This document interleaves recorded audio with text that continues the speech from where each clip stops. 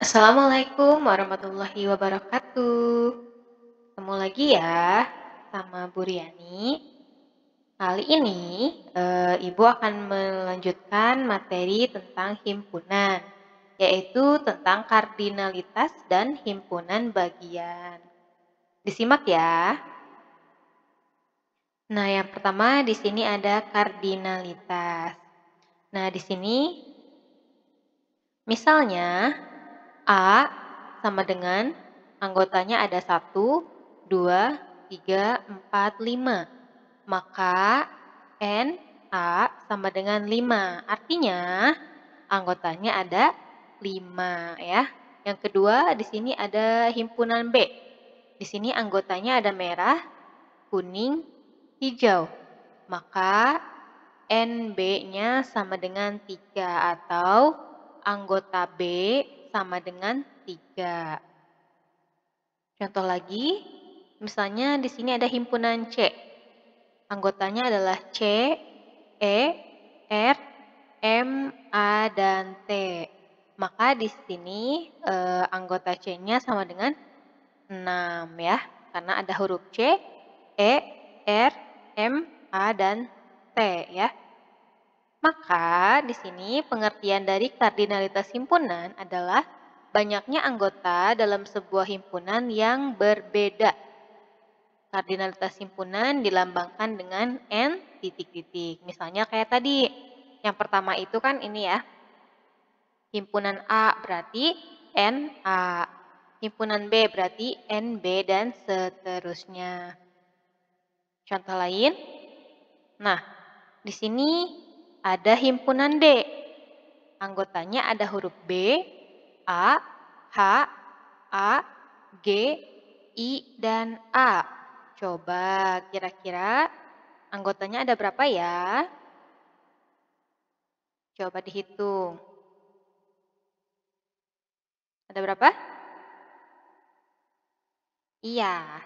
Di sini anggotanya ada B, A, H, G, dan I. Berarti ada berapa?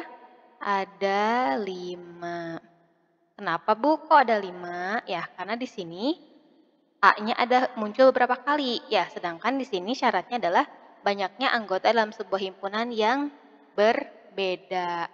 Maka yang sudah sama tidak disebutkan 2 kali. Maka di sini hanya huruf B, A, H, yang A-nya sudah di sini diwakili, lalu G, lalu I, A ini sudah ada ya. Berarti anggota dari D-nya ada 5 ya, seperti itu.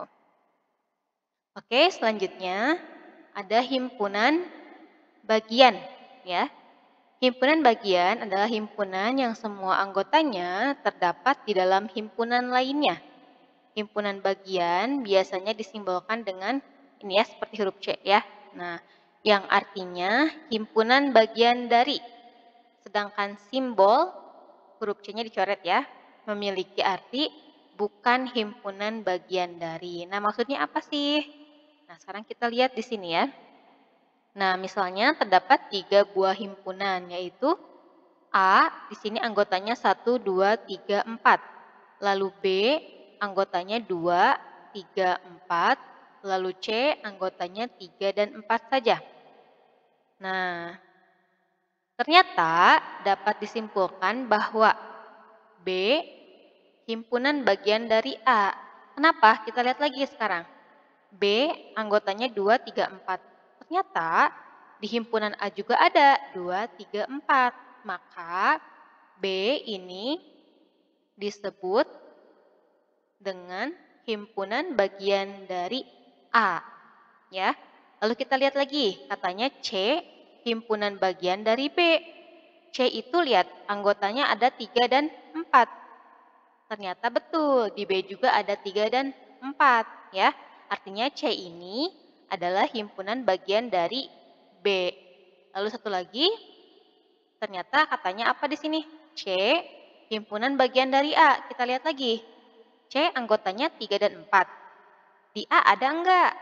Oh, ternyata ada. Ya, 3 dan 4. Oh iya, betul. Berarti C juga himpunan bagian dari A. Namun, A bukan himpunan bagian dari B. Kenapa?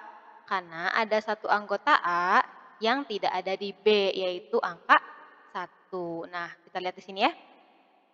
A bukan himpunan bagian dari B. Nih, A ini ada 1, 2, 3, 4, sedangkan B hanya ada 2, 3, 4 saja. Berarti kalau A ke B itu bukan himpunan bagian, maka disimbolkan seperti ini. Ya, A bukan himpunan bagian dari B. Ya. Selanjutnya, nah contoh lain ya agar kalian lebih paham lagi. Nah, misalnya di sini ada himpunan P. Anggotanya ada merah, kuning. Lalu ada himpunan Q, anggotanya merah, kuning, hijau. Maka, nah coba sebelum Ibu beritahu kira-kira kesimpulannya apa ya? Iya betul, di sini P himpunan bagian dari Q.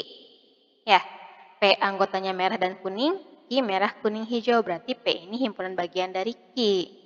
Tapi kebalikannya ya.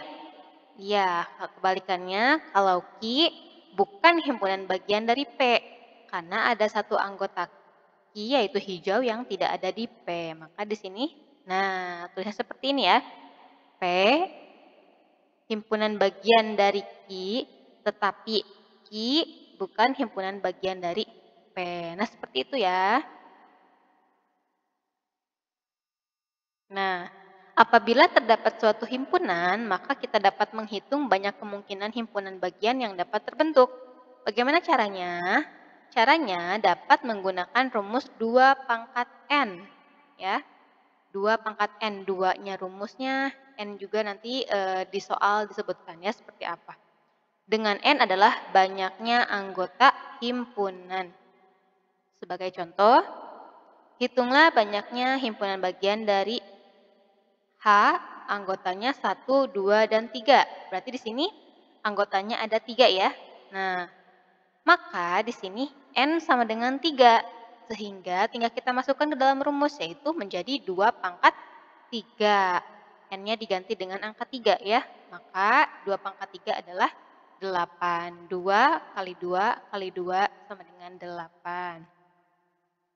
Nah, di sini di mana himpunan bagiannya adalah ternyata 8 ini terdiri dari, nah kemungkinannya ada himpunan bagiannya dari himpunan kosong, lalu himpunan 1 anggotanya ya, lalu himpunan 2, himpunan 3, lalu 1 dan 2, lalu 1 dan 3, lalu 2 dan 3, lalu 1, 2, dan 3. Maka kalau kita hitung di sini ada 1, 2, 3, 4, 5, 6, 7, 8. Jadi himpunan bagian ini termasuk himpunan bagian dari H ya.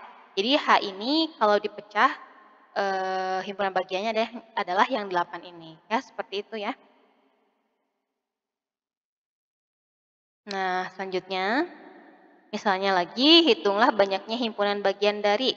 Nah, P anggotanya biru, hijau, ungu, merah. Berarti N-nya sama dengan 1, 2, 3, 4 ya. N-nya sama dengan 4. Maka tinggal kita masukkan 2 pangkat 4 yaitu 16. Lalu misalnya Q, anggotanya ada A, D, A. N-nya berapa? N-nya 2. Ya, kenapa 2? Karena di sini huruf A-nya ada 2 ya, tapi kita hitung 1. Maka di sini A dan D, maka N-nya sama dengan 2. Maka tinggal kita masukkan ke dalam rumus, menjadi 2 pangkat 2 yaitu 4. Nah, anak-anak, kalau sudah paham penjelasan yang telah tadi Ibu jelaskan, nah kalian coba ya kerjakan latihan soal ini. Yang pertama, hitunglah kardinalitas dari himpunan sebagai berikut. A, anggotanya S, E, N, A, N, G. Anggota A-nya ada berapa? Lalu yang B-nya ada mawar, melati, lili, bunga sepatu. Anggota B-nya ada berapa? Lalu C, anggotanya 2, 4, 6, 8, 10. Anggota C-nya ada berapa? Nah, untuk nomor 2-nya, hitunglah banyaknya himpunan bagian dari himpunan-himpunan berikut. Sama ya, seperti yang atas, tapi di sini kalian menghitung banyaknya himpunan bagian dengan menggunakan rumus yang sudah tadi Ibu jelaskan ya. Oke, selamat mengerjakan. Terima kasih atas perhatiannya. Wassalamualaikum warahmatullahi wabarakatuh.